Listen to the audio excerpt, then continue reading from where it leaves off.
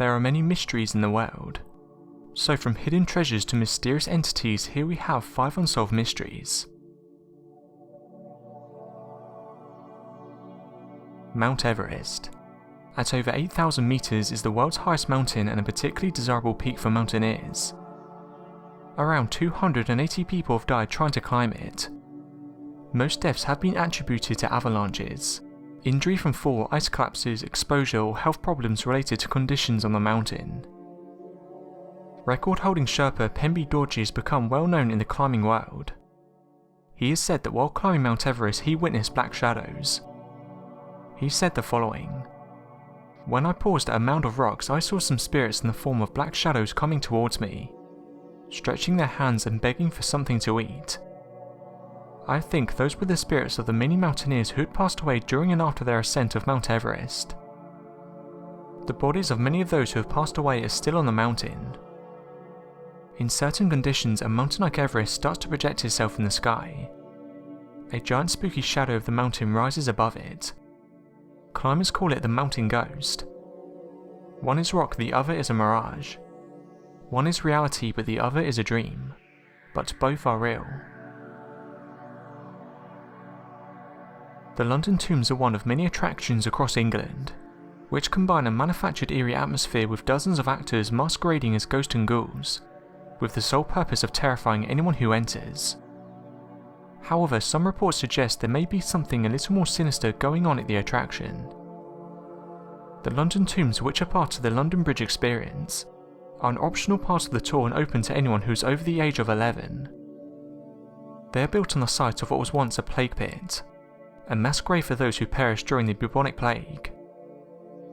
Members of staff have reported seeing the dark shadow of a man moving across the building, which is particularly frightening when you're familiar with the tales of black shadows appearing in English villages just prior to the plague outbreak. Staff and regular visitors are also familiar with Emily, a young woman who is frequently seen lurking within the tombs. By all accounts, Emily is aware of what is going on around her. Numerous dissatisfied tour groups have complained about a woman, who they believe to be an uninspired actor, simply staring at them during their tour and doing nothing to frighten them. This is the original legend of how the money of Oak Pit Island was discovered. It shouldn't be taken as absolute fact, as many elements of the story have been debated for the past century. In 1795, at age 16, Daniel McGuinness made his way across to Oak Island on a fishing expedition. Once on the island, he found himself stood in a clearing in front of an old oak tree bearing the marks of an unnatural scarring. This he supposed to be caused by a rope and tackle system used to lower material down into a shaft below, indicated by a depression beneath the tree about 4.8 meters in diameter. This completed the scene as Daniel immediately recognized it from a childhood tales of pirates. The very next day, Daniel returned to Oak Island accompanied by 2 friends. Equipped with picks and shovels, they began the task to recover the treasure, but it was to take much more digging equipment than they first anticipated. As the 3 boys began to dig, they found the earth still bore marks on its smooth clay sides. Their excitement rose when at a depth of 1.2 meters they hit a layer of flagstones. These were removed only to reveal patched logs at 3 meters, 6 meters and 9 meter intervals. On removing these layers of logs, the boys realised they were going to need more substantial tools if they were going to recover the treasure of Oak Island. They reluctantly returned to the mainland, making a pledge to return and recover the treasure. Although 9 years would pass until Daniel and his friends would return to Oak Island, they found the treasure digging site just as they've left it. Returning with a local businessman, the project now had financial backing and support from the local labour force. The treasure evacuation had now begun, with everyone wanting a share of the gold if and when they found it. As the treasure seekers dug deeper, more oak platforms were discovered at depths of 12 meters, 15 meters and 18 meters, with the addition of coconut fibre and putty. At 21.3 meters they hit a platform of plain oak, followed by more oak but sealed with putty at 24.4 meters. At 27 meters, a stone not native to Nova Scotia was recovered bearing an inscription. They believed they were about to recover a hoard of pirates' treasure. Sadly, the significance of the cipher on this stone was lost on Smith and the other treasure hunters, as Smith, who owned the island at the time, fitted the stone in his fireplace. The inscription was translated to read, "40 feet below, £2 million are buried." Believing the pirate treasure to lie beneath the mysterious stone, it was hastily removed from the pit to uncover another layer of wood, rather than the bounty of treasure the prospectors believed would surely lie beneath. As nightfall descended, the party gave up due to poor visibility and water becoming an increasing problem. All digging was aborted until daylight, as it was thought the pirate riches could wait one more night in the ground, having been buried for a number of years there already. They must have left the island with thoughts of pirates and vast treasures filling their minds. Sunday being the next day, no work took place on the pit due to religious commitments. The group returned to Oak Island on Monday eager to recover the treasure, only to find the shaft flooded with seawater all but 10 meters from the surface. All excavation attempts to pump and bail out water failed, resulting in the pit containing water at a consistent level of 10 meters from the top. Digging became impossible in this situation, and the project was abandoned for 1 year. All the workers returned to their farms and looked forward to continuing the search in the springtime. It was decided that a separate treasure shaft be dug next to the original, in order to allow the flood water to pass into this new chamber. At a depth of 33 meters, the original shaft was tunneled into but to no avail.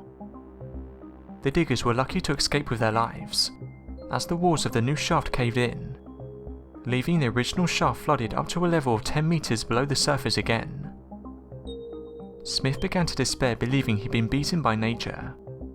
He gave up accepting the treasure to be out of their grasp, a feeling many were to experience in the future, even with the use of metal detectors and radar. The village of Bradley has existed for about 1,000 years, counting back from the present. For many years now, it's become a common practice for parents in the village of Bradley and surrounding areas to warn and scare their children that the Black Lady will come and get them if they don't sleep early or wander off. Stories have circulated throughout time of a vision of a ghost in the woods of the village. She is described to be a young and pretty lady with a height of around 5.6 feet. People have different versions, but most of them agree she is wearing a flowing black cloak.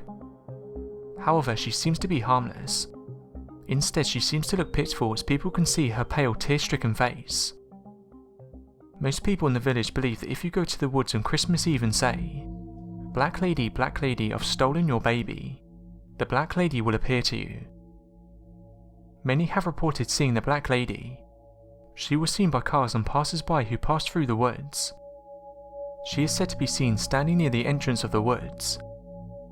Some have reported that they have seen a lady run in front of their car. When they come out to see who they've hit, there was no one there. A few relate to seeing the lady in a form of a mist. They try to follow, but it leads them to St. George's Church, where the lady disappears through the door. Some say they've only seen a strange light appearing on the bend, while a couple saw a lady dressed in clothing in the 1800s in different shades of grey. One captured the supposed Black Lady and several others on picture.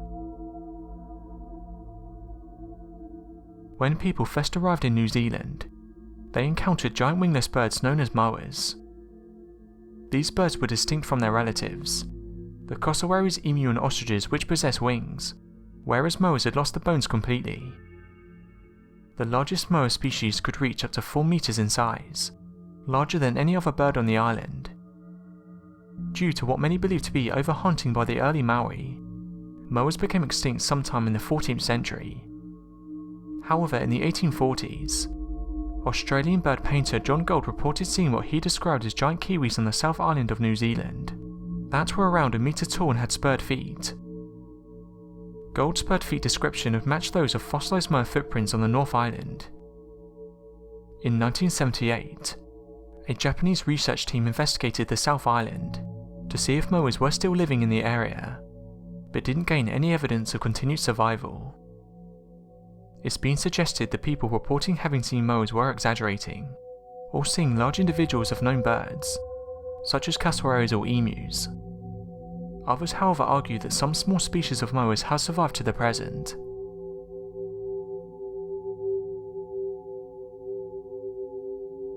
So that was 5 unsolved mysteries.